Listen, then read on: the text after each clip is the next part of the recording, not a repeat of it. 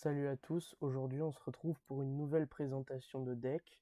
Donc aujourd'hui nous allons voir le deck d'Insectoraga, composé uniquement de cartes qu'il joue ou de cartes nécessaires à invoquer des cartes qu'il joue. Commençons. Donc, le petit papillon, qui servira avec une carte que nous verrons plus tard à invoquer plusieurs monstres. L'insecte élémentaire, carte phare de Insectoraga. Kamakiri volant numéro 2. L'égule, larve de papillon, qui peut être invoqué grâce au petit papillon et à cette carte que nous verrons après. Insecte mangeur d'hommes, qui a un effet flip très fort. Par exemple, admettons que votre adversaire ait un dragon blanc aux yeux bleus en face et qu'il attaque ce monstre, et ben vous pouvez détruire son dragon blanc aux yeux bleus.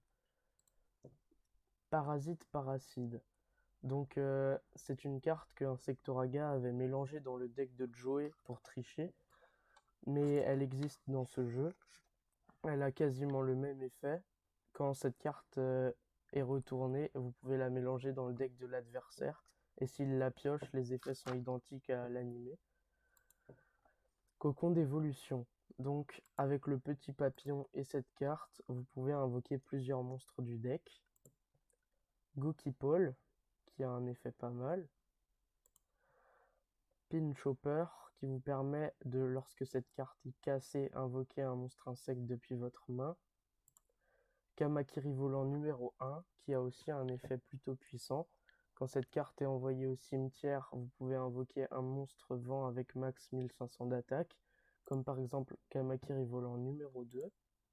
La reine insecte, monstre très très fort aussi, qui gagne vite beaucoup d'attaque, car ce deck est composé uniquement de monstres insectes.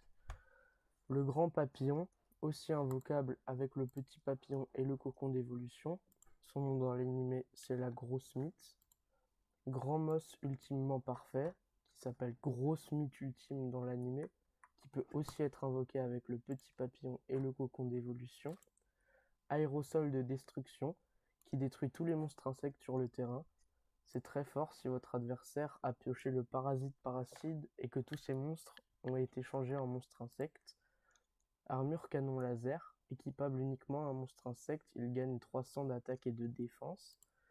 L'armure d'insecte avec canon laser, pareil, équipable uniquement à un monstre insecte, mais cette fois il gagne 700 d'attaque, donc c'est très fort aussi. Forêt, qui fait gagner à tous les monstres insectes, bêtes, plantes et bêtes guerriers 200 d'attaque et 200 de défense. La barrière insecticide, qui empêche tous les monstres insectes de votre adversaire d'attaquer, donc c'est aussi très fort s'il a tiré le parasite paracide. Sanctuaire verdoyant, c'est aussi une carte très puissante qui vous permet que lorsqu'un de vos monstres insectes, donc n'importe lequel, est cassé, vous pouvez aller chercher un monstre insecte du même niveau dans votre deck et l'ajouter à votre main. Insecte à la rescousse, qui vous permet que lorsque votre adversaire attaque, vous pouvez bannir un monstre depuis votre cimetière et annuler l'attaque. C'est très très fort. Écaille corrosive, donc cette carte permet de, à chaque fois que votre adversaire invoque un monstre, vous me posez un compteur sur ce monstre et ça baisse son attaque et sa défense, mais vous devez équiper cette carte à un monstre insecte pour que son effet soit actif. Et si vous le faites, votre adversaire ne peut que attaquer le monstre insecte équipé. Donc si vous invoquez par exemple la reine insecte et que vous lui équipez cette carte, eh ben, votre adversaire sera obligé d'attaquer la reine insecte et pas un autre monstre.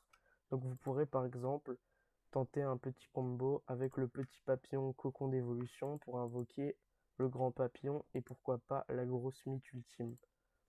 Voilà, ce sera tout pour ce deck. N'hésitez pas à vous abonner et à lâcher un pouce bleu. Sur ce, je vous dis à une prochaine vidéo. Ciao!